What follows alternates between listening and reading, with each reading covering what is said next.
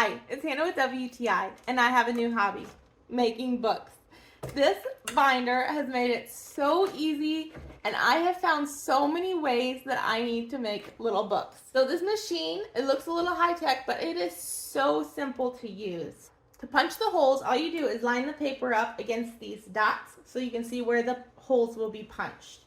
And then if there's holes that are only partially on your paper, you can pull these little keys out on the ones you don't want, and then no hole will be punched in the paper there. So it leaves it really clean looking, where all you have is complete punches all the way across your paper. There's a really nice edge here so you can make sure your paper is lined up and in the exact same spot for all of the pages.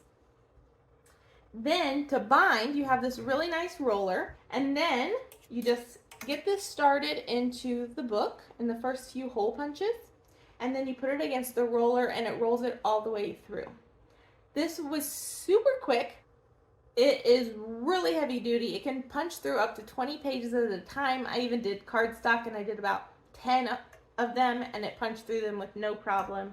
There's a really nice box on the back to collect all the little hole punches that come out. Some of the things I was most excited about making was my son's school papers for this year. I thought, what a great idea to keep the ones that I want to keep and make little books so they are handy and all the pages stay together, easy to look at. Just look at this. Isn't that nice? So I have part 1 and part 2, and they are all done. This thing is so fun. You would not believe how many times you'd be like, oh, it would be great if I had a binder to make this into a book so all these papers stay together. But with this machine, you can do it all the time. But that's just my point of view.